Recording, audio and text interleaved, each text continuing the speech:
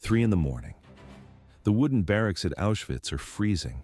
I wake up with a fever so high that I can barely open my eyelids. My skin burns. My legs are swollen to twice their size. Miriam sits beside me, her eyes wide with terror. It has been 48 hours since the German doctor Josef Mengele injected a substance into my right arm. No one knows what was in that syringe. The next morning, Mengele enters the infirmary ward. He looks at my medical chart, smiles, and laughs. He says it is a pity I am so young. He says I only have 2 weeks left to live. I understand German. I hear every word clearly. Later, I listen as the guards talk among themselves. They discuss the protocol. When this one dies, the twin goes too. Lethal injection. Why did they need both of us? The answer was simple. Mengele required 2 bodies for a simultaneous autopsy. I look at Miriam. She is 10 years old. I am 10 years old. A single thought takes hold. If I die, you die too. At first glance, a sick child, but in reality, a fight for survival. I made a silent promise. I will not die. May 1944. The footage from the camps shows the reality. Rows of wooden bunks, thin blankets, the sound of heavy boots on the floorboards. Events accelerated. I forced myself to drink water. I forced myself to breathe. There was no other choice. The camera records the gray walls of the infirmary. The smell of sickness is everywhere. But I stayed focused on Miriam. If my heart stopped, a needle would find hers. The guards waited for the end. It did not come. The story did not end there. Thus began the struggle. 1944. This was the moment the Mozes family lost everything. Soldiers moved through the village. They forced the family out of their home and toward the train tracks. Thousands of Jews from the surrounding region stood on the platform. Guards pushed them into wooden cattle cars. The doors slid shut and the bolts locked. Inside, there was no room to sit. People pressed against each other, skin to skin. There was no water, there was no air, there was no dignity. Why didn't they resist? At first glance, they were a community, but in reality, they were a starving, suffocating mass. The train moved west for days. Time stopped existing inside the darkness of the car. No one knew the destination. The movement stopped. The heavy doors surged open. This was not a city or a station. It was Auschwitz-Birkenau. The first thing Eva felt was the cold. It hit her face like a physical blow. Then came the smell. It was thick, sweet, and heavy. Eva was only 10 years old. She stood on the gravel and tried to breathe. The footage of such arrivals shows the same pattern. High contrast lights, endless rows of barbed wire. The sound of dogs barking is constant. The animals strained against their leashes, inches away from the prisoners.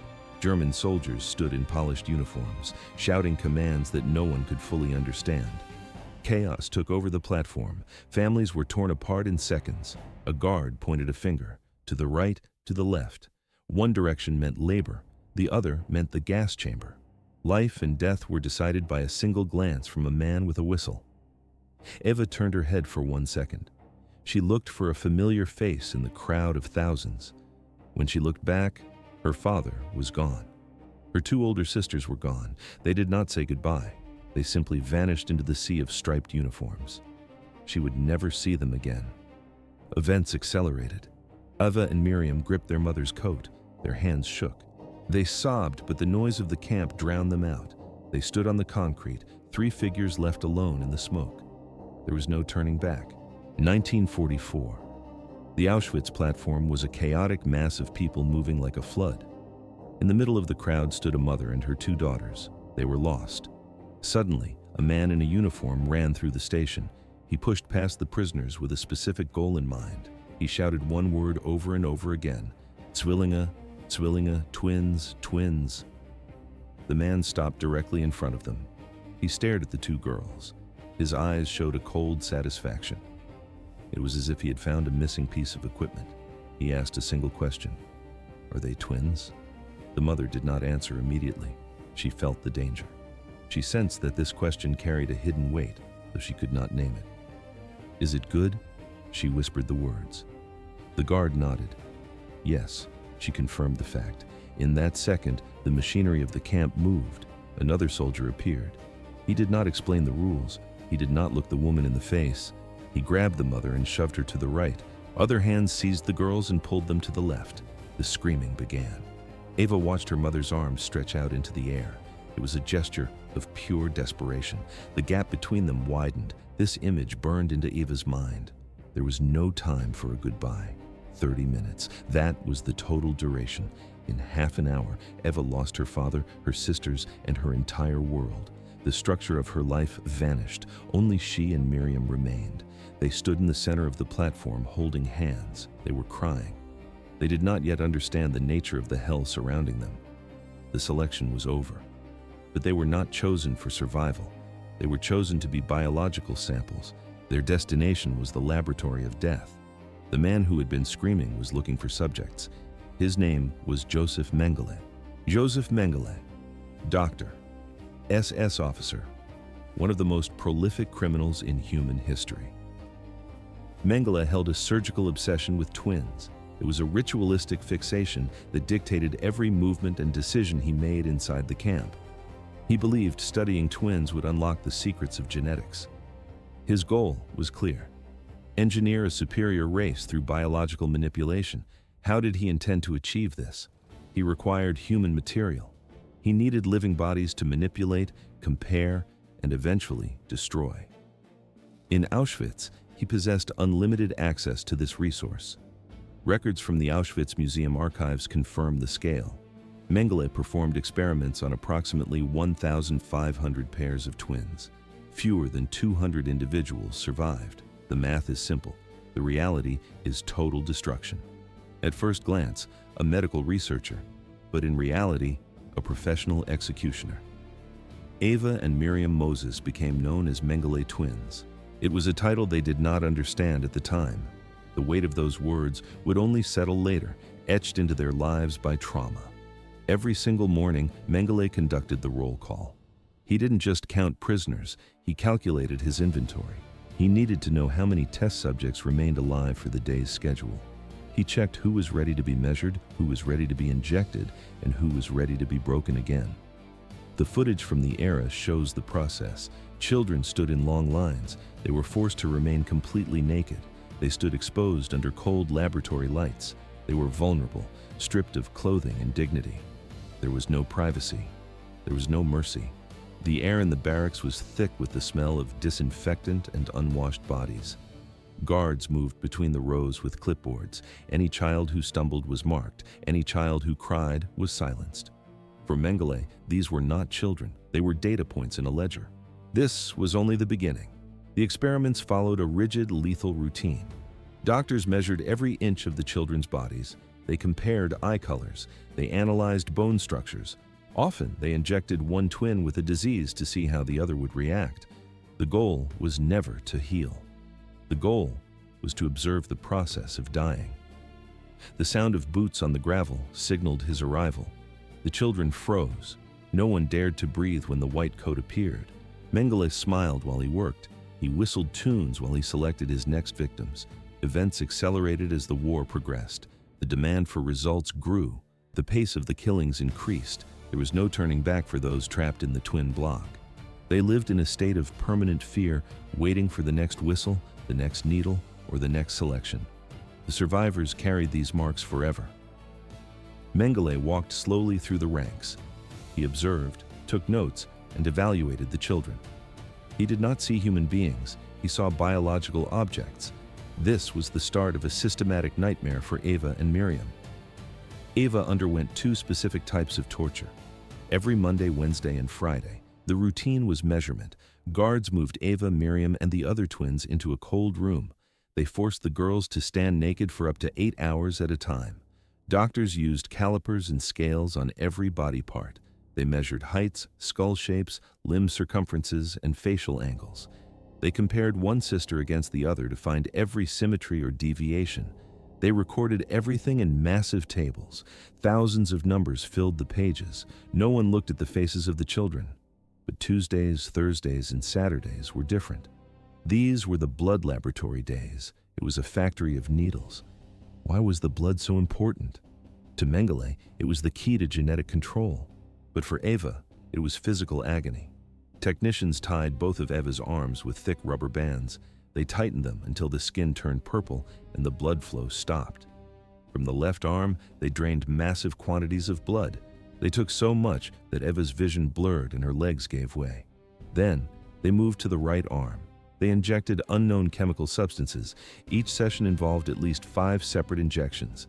This cycle repeated week after week until the terror became predictable. Eva never knew the contents of those syringes. The doctors never spoke. They only worked. Then came the breaking point.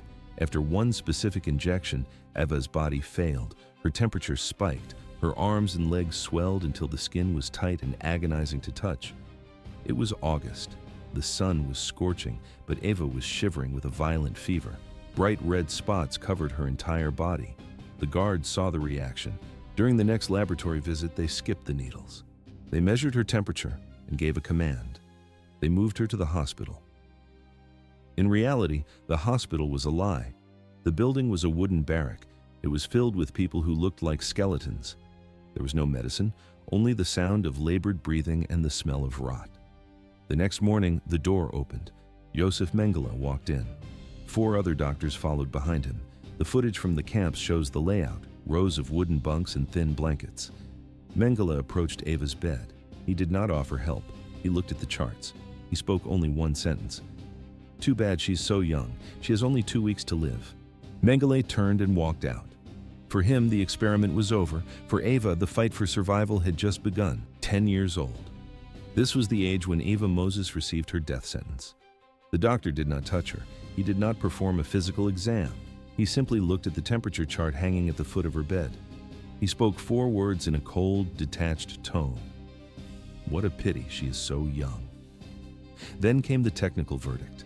She would die in exactly 2 weeks, 14 days. This was the window of time Eva had left to live. It is difficult to describe the reality of those 2 weeks inside the camp hospital.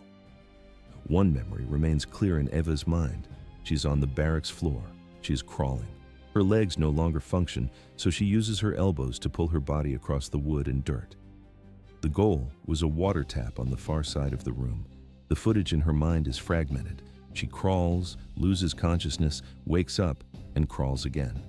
This cycle repeats for hours. Between gasps for air, she repeats a single phrase like a mantra. "I must survive. I must survive."